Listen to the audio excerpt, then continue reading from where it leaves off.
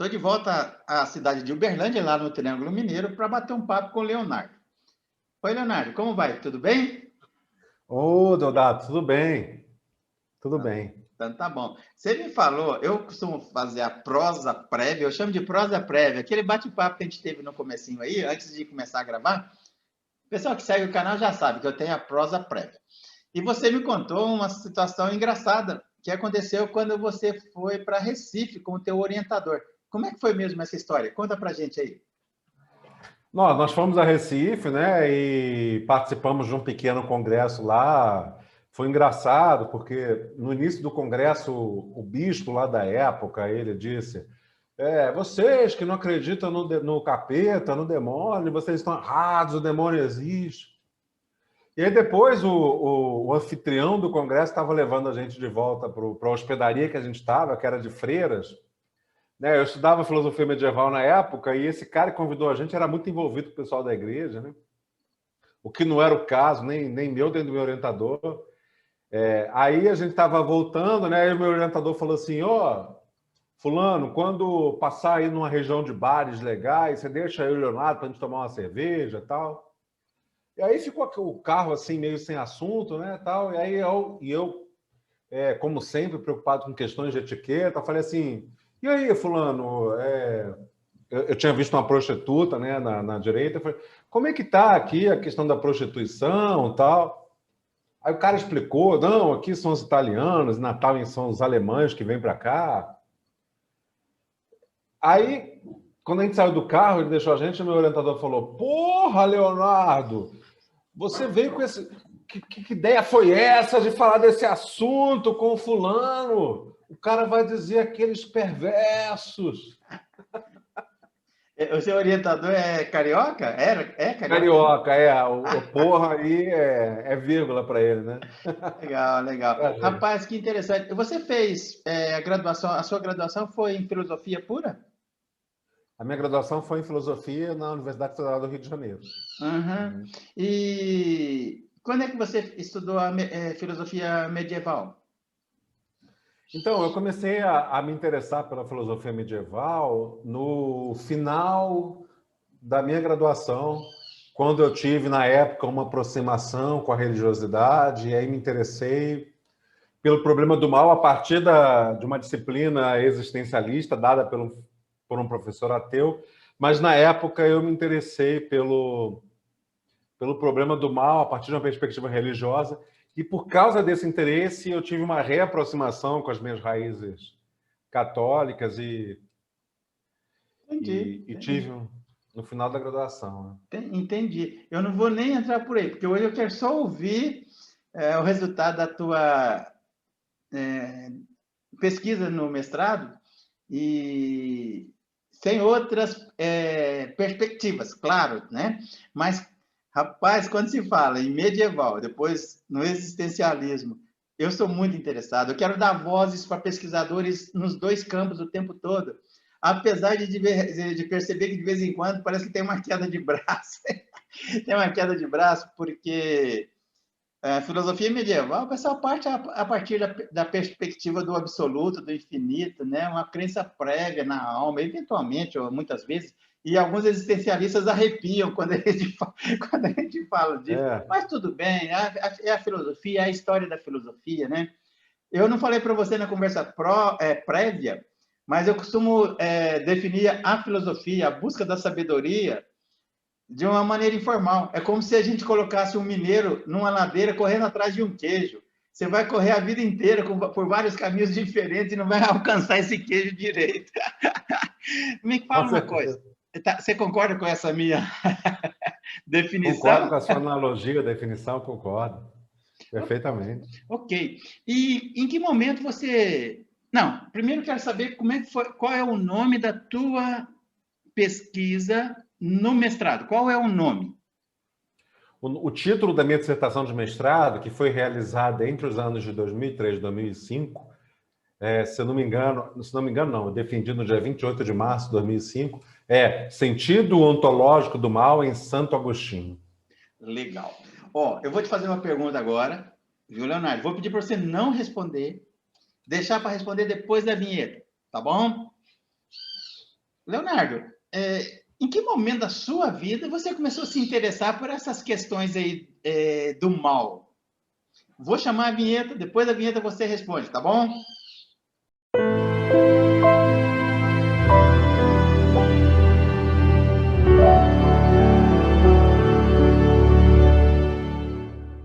Deixa eu ajeitar meu microfone, meu fone de ouvido aqui que caiu. Como eu falei antes da vinheta, estou conversando com o Leonardo, lá de Uberlândia, lá do Triângulo Mineiro, carioca, que mora lá em Minas, pesquisador, orientador de mestrado, doutorado, e que pesquisou o mal. Leonardo, o que foi, aí já sob a perspectiva pessoal, que te levou a pesquisar o mal? Como é que foi isso? Como é que se deu isso na tua vida? Então, Deodato, o meu interesse no problema do mal ganhou força no período de estudos da minha graduação em filosofia, quando eu tive a oportunidade de ler um texto do Paul Ricoeur, né, um filósofo francês, um texto intitulado O Mal, um desafio à filosofia e à teologia. Então, nesse livro em que o Ricoeur tinha o intuito de comprovar que o problema do mal ele não tinha sido pleno e satisfatoriamente solucionado, ele apontou não só para os acertos, como também para os erros que inúmeros teólogos e filósofos, dentre os quais Agostinho, cometeram ao longo da humanidade, né, ao longo da história da humanidade. E esse texto exerceu um profundo impacto na minha formação. Foi a primeira vez que eu li um texto em filosofia em que eu me senti afetivamente impactado. Esse momento era um momento da minha vida em que a minha autoconsciência estava envolvida com a preocupação que eu nutria por questões que misturavam os domínios da filosofia e da teologia. E aí eu consegui ver, nesse momento, a minha própria perplexidade transformada num objeto de investigação filosófica. E aí eu estou me referindo aqui àquela clássica aporia com que o homem sempre se defrontou desde as mais remotas manifestações do pensamento humano. Ou seja, se a existência como um todo é boa, é bela, né, enquanto doação que aceitamos incondicionalmente, sempre que os nossos desejos se realizam e alcançamos êxito em nossas ações, o que dizer da vida? Qual o sentido da existência em meio ao horror da miséria, da injustiça e da dor que são constantes no mundo? Então, essa perplexidade foi o ponto de partida para todos aqueles que se propuseram, assim como eu, discutir o mal como problema. Ok. Né? Leonardo, o canal Linha de Divisa, ele é um convite, na verdade, para um diálogo entre academia e academia e sociedade. Antes da nossa... na prosa prévia, eu te perguntei se você tinha lido a Hannah Arendt. Eu já esperava que você tivesse dado aquela resposta. Todos que estudam a questão do mal transitam pela Hannah Arendt. Todos. Mas eu queria que você contextualizasse no tempo e no espaço para quem que nunca ouviu falar no Paul Ricoeur, do grande público, no tempo e no espaço. Mais ou menos quando ele viveu, assim, e aonde ele viveu. O Paul Ricoeur, ele é um filósofo francês, né? E ele viveu ali mais ou menos entre 1913 e 2005, né? Ele foi um dos grandes filósofos e pensadores franceses, e ele ficou muito marcado, a produção dele, principalmente após a Segunda Guerra Mundial, né? E, assim, o Paul Ricoeur não foi um filósofo que eu cheguei a estudar. Eu li especificamente esse texto que ele realizou sobre o mal. Talvez ele, quando escreveu esse texto, ele estava muito marcado pela experiência vivida ao longo da Segunda Grande Guerra, né, Deodato? É uma experiência que marcou... Assim, a Segunda Grande Guerra está para os nossos antepassados, como a pandemia estará para os nossos descendentes, né? É impressionante, eles viveram muito isso, né? A coisa do mal, da injustiça, né?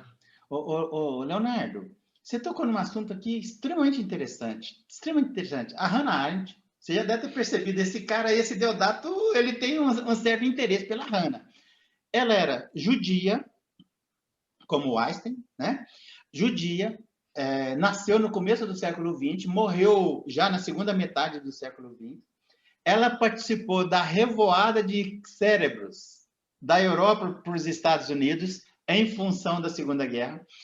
E eu vejo esse período da história com grande interesse, com total distanciamento em relação às questões de fé, total distanciamento, em que os acontecimentos na sociedade, uma pandemia, 1918, a Primeira Grande Guerra, a Segunda Grande Guerra, o Holocausto, que colocaram em xeque, ou foi um soco na boca do estômago em relação, do cristianismo, que teve que encontrar caminhos. Eu fico pensando como é que o cristianismo não sucumbiu a tanta desgraça, e não sucumbiu, que é interessante e tem sido pesquisado e estudado.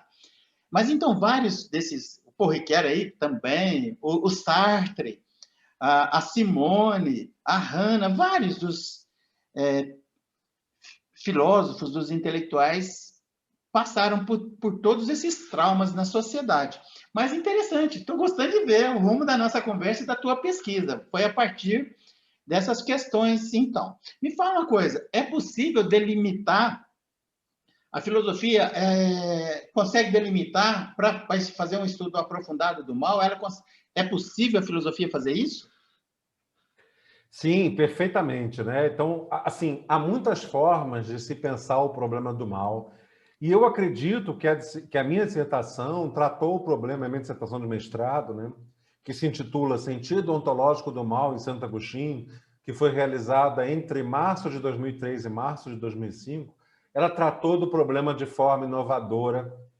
Não há um trabalho igual, pelo menos que eu conheça, e o mérito disso é totalmente do meu orientador, né, o professor Luiz Alberto Cerqueira. Espera aí, desculpa. Então, não existe outro trabalho como o que você fez? Não. O trabalho que eu fiz, que você parte de Santo Agostinho e vai discutir o problema do mal a partir de uma significação ontológica, envolvendo Tomás de Aquino, Descartes, Kant, Padre Vieira, Farias Brito, é um trabalho que só poderia ter sido realizado no Centro de Filosofia Brasileira da UFRJ, lá sob a orientação do professor Luiz Alberto Cerqueira. Que interessante. Eu fico imaginando que o Agostinho de Hipona deve ter se remexido lá na cova, hein? Com certeza. E para minha banca de mestrado, eu chamei Desculpa a forma bem-humorada, mas é um fato, não é? Mas é verdade. Para minha banca de mestrado, eu chamei aquela figura lá do Recife, ele veio para a banca, né? E ele falou assim, esse cara ele é muito conhecido porque ele é um pesquisador raiz, digamos assim, de Santo Agostinho, né? Tem algum problema você falar o nome dele? Marcos Roberto Nunes Costa. Eu estava pensando que talvez fosse o Nilo. Você conhece o Nilo? Não, o Nilo não. Da Universidade Federal do Cariri. Também pesquisador de Agostinho de Hipona. Mas tudo bem. Aí você Olha, deve ter sido orientando do Marcos Roberto. Esse Marcos Roberto, na época, era professor da Unicap, Universidade Católica do Pernambuco. Hoje ele é professor da Universidade Federal de Pernambuco, né? O Nilo, assim, o orientador dele no doutorado, no mestrado eu não sei, foi uma portuguesa, que é considerada também uma das... lá no Porto. Então... Mas tudo bem, volta lá. Assim, quando eu brinquei aí que o Agostinho deve ter se remexido. Sim, esse cara falou assim, ele chegou na minha defesa e falou assim, eu vou elogiar a sua dissertação por um motivo especial. Você foi a única pessoa que escreveu sobre Agostinho que não repetiu o que eu disse. O Marcos Roberto, ele escreveu um livro que, na época, me influenciou muito, O Problema do Mal na Polêmica Antimaniqueia de Santo Agostinho. Esse livro, ele me influenciou demais. Opa, peraí, você falou do antimaniqueísmo. Você sabe que Agostinho, ele foi influenciado por Plotino, antes da conversão dele, pelos maniqueus, você sabe disso, você estudou, você sabe muito mais que assim, vai poder me orientar. Sem problema nenhum. Eu assumo as minhas limitações, embora seja muito curioso e leia muito sobre Agostinho. Cara, o Agostinho ficava lá falando que não era, criticando o maniqueísmo, o neoplatonismo, mas ele trouxe tudo isso para dentro do cristianismo, cara. Eu estou errado em pensar assim? Não, não tá. Inclusive, na minha dissertação, isso está muito expresso, muito escrito, né? O Agostinho ele traz todas as influências ali. E assim, apesar dele ser um crítico do maniqueísmo, do ceticismo, né? Da academia, os céticos da época, ele traz todas essas influências para a sua filosofia, sem dúvida nenhuma. É legal, é interessante. Agora, assim, não vou entrar nessa questão do cristianismo, né? Assim, mas o maniqueísmo dentro da proposta teológica das igrejas católica e protestante, mais protestante, para mim eles estão jogando um jogo de xadrez muito sério, sabe? É trabalhar dentro dos extremos. Eu nunca gostei de trabalhar dentro dos extremos, eu pessoalmente. E o problema, assim, pelo menos que o Agostinho ele tentava colocar o peso em cima do maniqueísmo, é que Maniqueu propunha extremos mesmo, sabe? Extremos bem acentuados. Mas vamos voltar aqui. E o papel da dúvida? O papel da dúvida dentro da pesquisa filosófica tem a sua relevância? Nossa, completamente, né? No caso do Santo Agostinho, foi um encontro que ele teve com os céticos da academia. Houve uma importância muito grande no momento em que ele leu a obra de Cícero, o Hortêncio, né? Então, a gente costuma, na minha dissertação, existe um espaço que eu concedo muito grande para o chamado papel da dúvida, papel do encontro com os céticos acadêmicos, né? Na filosofia de Agostinho, na resolução do problema do mal, né?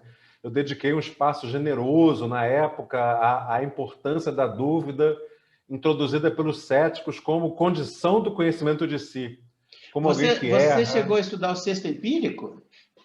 Sim, na época estudei. Mas principalmente o modo como Agostinho lidava com o encontro com os céticos, né? E aí a gente vê a importância da dúvida introduzida pelos céticos como condição do conhecimento de si, como alguém que erra, hesita, se engana, né? E peca, uma vez que está submetido ao mecanismo do hábito. E esse também foi um momento de grande originalidade da dissertação e um momento que eu também devo ao meu orientador o desenvolvimento das ideias e da minha argumentação, né? Você transformou a sua dissertação em um livro? Ainda não. Eu tenho recebido algumas propostas de algumas editoras, de pessoas que já leram a dissertação e que querem transformar em livro, e eu estou separando um espaço para poder publicar tanto a minha dissertação de mestrado quanto a minha tese de doutorado sob a forma de livros. Pelo ineditismo, eu acho fundamental transformar em livro. Quando acontecer, lá na frente, né? Não sei quando é que vai acontecer, você me avisa que a gente vai fazer o lançamento aqui no canal, vamos conversar sobre os livros. Me Sem fala um pouco. dúvida, vamos. Vamos sim. Oh. Me fala um pouquinho sobre o sentido ontológico do mal dentro dessa perspectiva da tua pesquisa. Então, a expressão sentido ontológico do mal teve a finalidade de demarcar uma acepção para o problema do mal distinta das abordagens tradicionais. Na minha dissertação, eu situei o problema do mal na esfera da consciência e não como um problema cosmológico ou como um problema ético, né? Situamos o problema do mal na esfera do psíquico e do vivido, ou seja, na esfera da intersubjetividade. Então, o meu interesse no equacionamento do problema do mal se deve ao fato de que Agostinho não depreciou, por ocasião da sua abordagem do tema, o valor do vivido enquanto elemento psíquico e subjetivo. Peraí.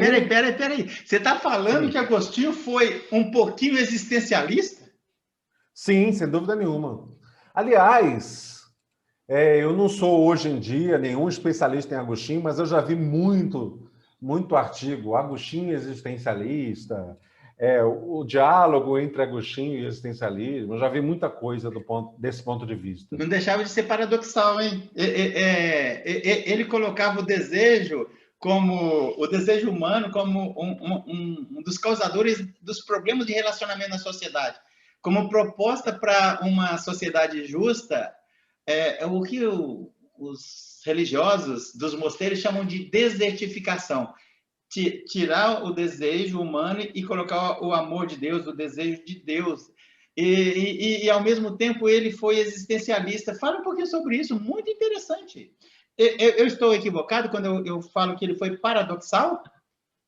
Não, de forma nenhuma, porque quando o Agostinho aborda o problema do mal, ele aborda o valor do vivido, né, da existência vivida, dessa existência de primeira pessoa, enquanto elemento psíquico e subjetivo. E, nesse sentido, ele divergiu de um grupo extenso de pensadores antigos, cuja análise do problema do mal se circunscrevia ao âmbito dos elementos objetivos de validade universal. Então, o nosso interesse no equacionamento do problema do mal em Agostinho se deve ao fato dele não ter depreciado o valor do vivido enquanto elemento psíquico e subjetivo. Ou seja, ele não se circunscreveu a elementos objetivistas que aspiravam a ter validade universal, as noções de razão, de Deus, como ideias universais.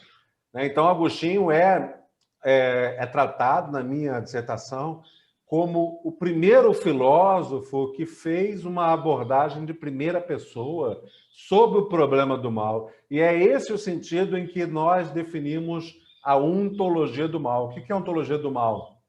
Consiste numa abordagem do mal que situa o problema na esfera da consciência. Ontologia o discurso do ser, o estudo do ser. Então, quando a gente diz o problema ontológico do mal, o sentido ontológico do mal, é a ideia de que o problema do mal foi tratado como uma noção radicada na consciência, e não como um problema cosmológico, não como um problema ético.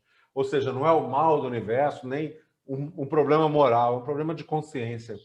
É o problema de estar situado entre duas vontades contrárias. E a gente vive isso o tempo todo, né? A gente quer parar de fumar, mas não consegue. A gente quer parar de beber, mas não consegue. A gente quer deixar de ser infiel, mas não consegue. É aquilo que Paulo dizia, estamos situados entre duas vontades contrárias, entre os desejos da carne e os desejos do espírito. Essa é a abordagem que a gente ofereceu para o mal, a partir de uma especificidade da consciência. Ok. Fala um pouquinho mais sobre isso, rapaz. Me parece que é esse o ponto de ineditismo da tua pesquisa. Sim, sim. Desculpa. Fala, repete aí os caras que você leu, assim, que você pesquisou, que você buscou. Você fez um trabalho de arqueologia em Agostinho, numa profundidade que até então, aparentemente, poucos ou ninguém tinha feito. Sim, a história da filosofia diz que Agostinho era platonista, que leu Plotino. E aí, uma das defesas inéditas que eu fiz na minha dissertação é a de que via inédita no Brasil, né? Assim, eu tinha um livro francês antiquíssimo, um livro que estava cheio de ácaro na época, né? Que eu carreguei esse livro na minha casa ao longo de muito tempo, até que ele se deteriorou, um livro cheio de ácaro.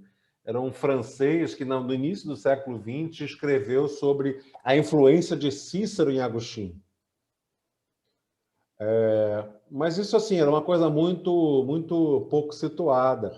E aí eu fiz esse estudo da influência do Cícero em Agostinho, né? Agostinho leu o Hortêncio do Cícero e ele foi muito influenciado pela leitura dessa obra. E aí eu defendi na minha dissertação que, via essa leitura do Cícero, o Agostinho era influenciado por Aristóteles, de uma maneira mais importante do que por Platão. De Aristóteles, Agostinho pegou a noção de acrasia, que está ali, se eu não me engano, entre os livros 6 e 7 da Ética Nicômaco. A ideia de que o mal, né? O erro moral, digamos assim, não consiste em agir voluntariamente da pior maneira. Consiste em agir da pior maneira a despeito de saber qual é a maneira mais correta do agir, né? É o cara, por exemplo, que sabe que fumar é errado, né, para a sua própria saúde, para a saúde dos seus familiares e continua fumando. Isso é acrasia. É agir da pior maneira a despeito da sua melhor consciência. E eu acho que isso foi inédito, né? Porque se você pega um livro de história da filosofia, vai dizer Agostinho é influenciado por Platão, Tomás de Aquino por Aristóteles. E na minha dissertação, indiretamente, eu provei que as duas afirmações estão erradas, né? Agostinho, ele, de um ponto de vista, só de um certo ponto de vista, ele é mais influenciado por Aristóteles que por Agostinho. E o Tomás de Aquino, eu fiz uma pesquisa numérica na Suma Teológica, ele cita Agostinho e Tomás de Aquino e Aristóteles na mesma quantidade de vezes. Então, não é verdade você dizer que Tomás de Aquino é aristotélico em detrimento do agostinianismo, platônico, enfim. Então, ele cita, eu acho que 300 e tantas vezes Aristóteles e 300 e tantas vezes Agostinho, na mesma quantidade. Rapaz, você foi, de certa forma, ousado, hein? Você foi de encontro ao lugar comum, ao pensamento comum, em relação ao pensamento do Tomás de Aquino e ao pensamento do Agostinho. Sim, sim. E aí, como é que o problema do mal, como é que ele é visto e tratado pela filosofia? Em geral, o problema do mal, ele é tratado pela filosofia ou como um problema cosmológico, como é que a gente pode compreender o problema do mal a partir do fato de que a humanidade, de que o mundo foi criado por um Deus perfeito, sumamente bom, etc., ou como um problema moral. Porque a filosofia tende a tratar o problema do mal ou numa acepção cosmológica, pensando o problema do mal como sendo um problema que se explica pela relação entre um criador sumamente bom, sumamente perfeito, sumamente justo, e um mundo que é defeituoso, um mundo que contém vírus, bactérias, etc. Maniqueísmo puro, né? Maniqueisticamente falando, né? Ou como um problema moral, ou seja, por que é que nós agimos mal se a gente pode agir bem? E, ou seja, a partir de uma perspectiva ética, que é uma perspectiva externa à esfera da consciência. Então, eu, ao lado, sob a influência do meu orientador, trabalhei o problema do mal como sendo um problema da consciência, não um problema cosmológico, um problema ético, mas como o mal como sendo uma decorrência do fato de nós estarmos o tempo todo situado entre duas vontades que se degladiam entre si. O que Paulo chamava de a vontade da carne e a vontade do espírito, né? E o que Agostinho dizia no livro 8º da Conversão, no livro 8º das Confissões, que é chamado a Conversão. Eu estava situado entre uma vontade corporal e uma vontade espiritual. A minha vontade corporal dizia adie o desejo a minha conversão, né? E havia uma vontade espiritual que dizia agora, agora, agora. Então foi nessa perspectiva psicológica, psíquica, do ponto de vista do que é ser eu mesmo, a partir do ponto de vista de primeira pessoa, que eu trabalhei, né, sob a orientação do Luiz Alberto Cerqueira, o problema do mal em Santo Agostinho, e graças ao qual a gente fez várias pontes com Descartes, com Kant, Tomás de Aquino, Padre Vieira, Farias Brito, Gonçalves Magalhães, Tobias Barreto, etc.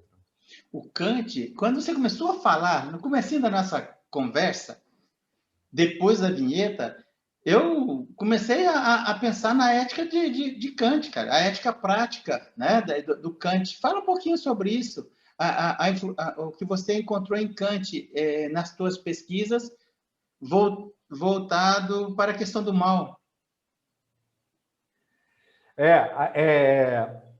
O que a gente trabalhou em relação a Kant, né, foi a necessidade, nós tivemos a necessidade de associarmos o problema à distinção estabelecida por Kant entre a alma tomada como fenômeno e a alma tomada enquanto coisa em si. Então, quando nós estabelecemos uma relação entre Agostinho e Kant, foi, primeiramente, por causa da significação prática da filosofia. Então, é muito interessante o seu canal, justamente porque ele tem a intenção de se comunicar com a comunidade. A minha relação, a relação que eu e meu orientador fizemos entre Agostinho e Kant, foi, primeiramente, a partir da necessidade que nós temos de estabelecer uma relação entre a filosofia, concebida enquanto atividade do espírito, e a filosofia concebida a partir da sua significação prática, a partir da capacidade que a filosofia tem de gerar transformações. O esforço, tanto de Agostinho quanto de Kant, foi o de salvaguardar, teoricamente, a autonomia da vontade. Um esforço que residiu na ideia de que a liberdade é uma espécie de contraponto em relação ao mecanismo da natureza. E no âmbito do mecanismo da natureza não cabe falar em moralidade. Existe uma música dos Engenheiros do Havaí, né, em que o Humberto Gessinger diz: as aranhas não tecem suas teias por loucura ou por paixão. Se o sangue ainda corre nas veias, é por pura falta de... Ou seja, pura falta de opção.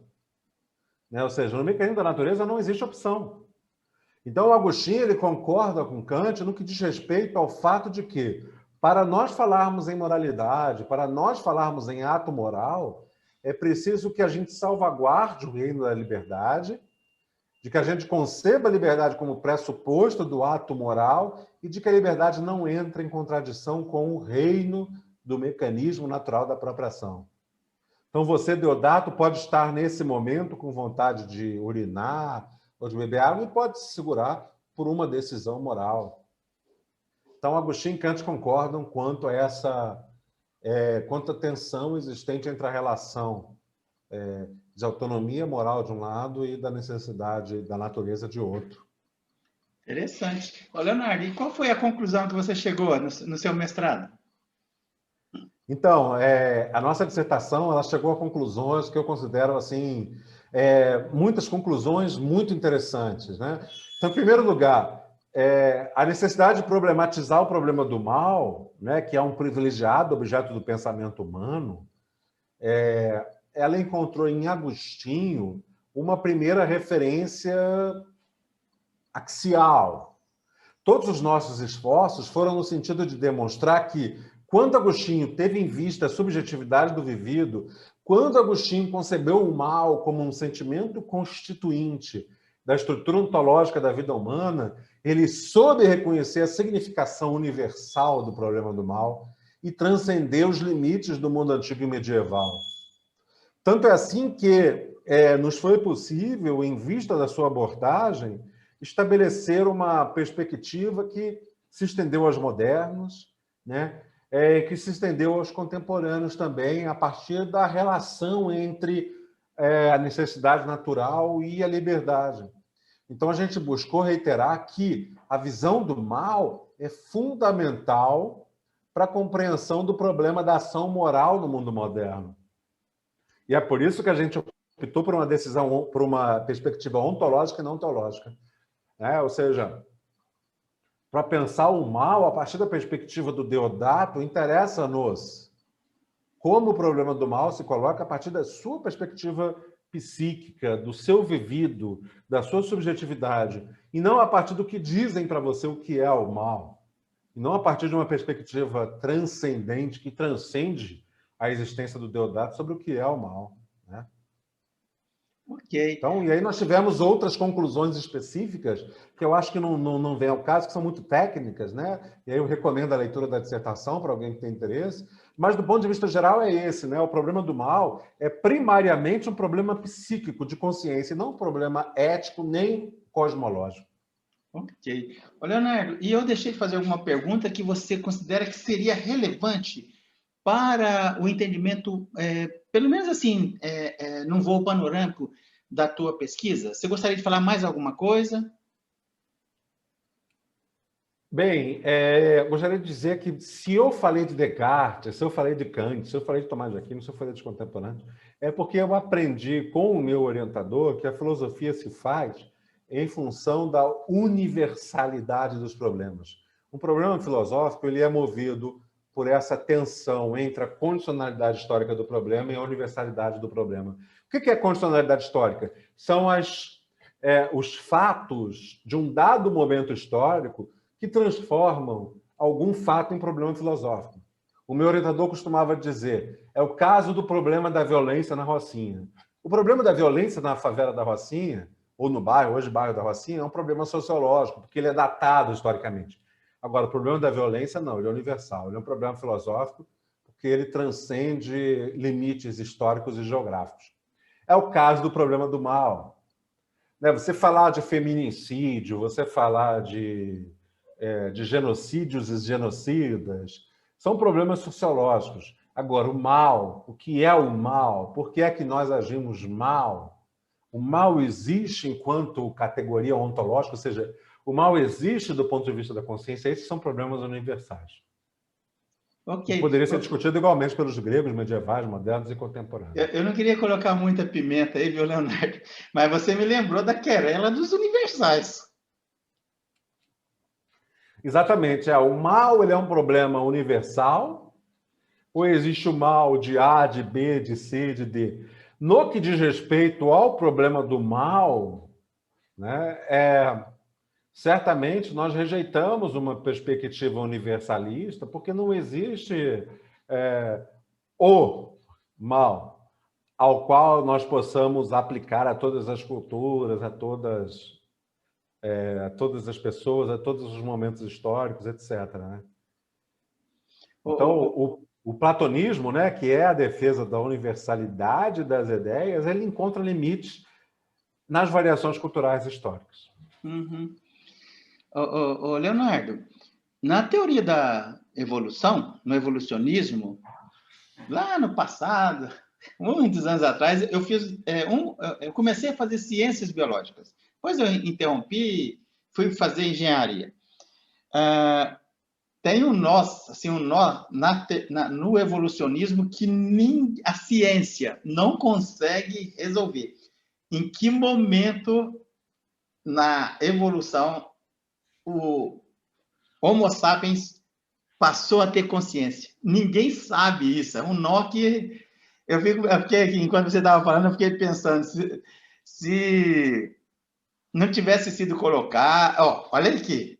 Sob a perspectiva da teologia, foi colocado. Sob a perspectiva da filosofia, da ciência, mais da ciência, em dado momento, houve ali uma evolução que levou somente o Homo sapiens a ter consciência. A implicação disso foi todo o trabalho que você teve aí, porque se não tivesse sido colocado ou colocado de uma forma diferente, aí eu não sei por qual caminho você teria andado. Agora, seja bem sincero, você acha que encontrou uma solução ou deixou o problema ainda em cima da mesa e a ser tratado? A relação entre a filosofia e a ciência consiste, como no âmbito de um jogo de vôlei, da relação entre o levantador e o batedor. Né? O filósofo é aquele que levanta os problemas e o cientista é aquele que ataca, né? Olha, acho que se tiver algum cientista assistindo, ele vai falar, tá bom, vocês levantam e deixa pra gente. Vocês são safados, né? Vocês só querem problematizar. Mas, assim, eu me lembro de um comercial há pouco tempo atrás que dizia: o mundo é movido pelas grandes perguntas, né? E esse é o papel da filosofia, fazer grandes questões. A ciência ela é movida por grandes questões, né? Leonardo, e você desenvolve a tua forma de pensar, que eu acho extremamente interessante, pretendo dar bastante visibilidade dentro do meu canal, com toda certeza. Mas, assim, você expurga as questões cosmológicas. Tudo bem, tranquilo. Tem outros que não. O astrofísico mesmo, eu fiquei extremamente surpreso quando eu o entrevistei. Ele não expurga as questões cosmológicas e é um sujeito extremamente racional. Mas, inclusive, eu agendei com ele uma outra entrevista, a gente marcou, acho que para maio, não sei, para ele tratar das várias linhas da cosmologia. Um astrofísico falando da cosmologia vai ser interessante. Eu quero ouvir, quero ver o que vai dar. Mas, assim, quando você expurga a perspectiva cosmológica, você entra na esfera da crítica de quem trata sobre a perspectiva da teologia. Considerar que o homem, com as suas limitações, possa tentar entender as questões que extrapolam a própria capacidade humana. Você chegou a pensar nisso? Isso para você é irrelevante? Como é que é isso? Não, eu acho que não há um diálogo de confronto entre a minha perspectiva e a dos cosmologistas ou cosmólogos. Na verdade, é só uma rejeição em relação à ideia de que o mal possa ser explicado cosmologicamente falando, né? De que existe um Deus que criou um mundo perfeitamente bom e de que o mal é a ausência de bem, conforme Plotino discutia. Então, a minha rejeição em relação à perspectiva cosmológica é uma rejeição metodológica de discutir o problema do mal à maneira de um Plotino. Legal. É só isso. Não é uma rejeição em relação à cosmologia. Muito bom. Leonardo, rapaz, eu ficaria conversando com você aqui a tarde inteira e não estou jogando confete. Inclusive, você sabe que em off eu já te convidei para tomar uma cervejinha no Mercadão. Vou te levar lá no Mercadão aqui de Campinas. Sim, eu estou louco para ir Campinas tomar uma cerveja no Mercadão com você. Quando passar essa pandemia, a gente vai dar esse jeito. Isso. E quem sabe eu vou em Uberlândia também. Vamos ver. Perfeitamente, convidado. Cara, muito obrigado.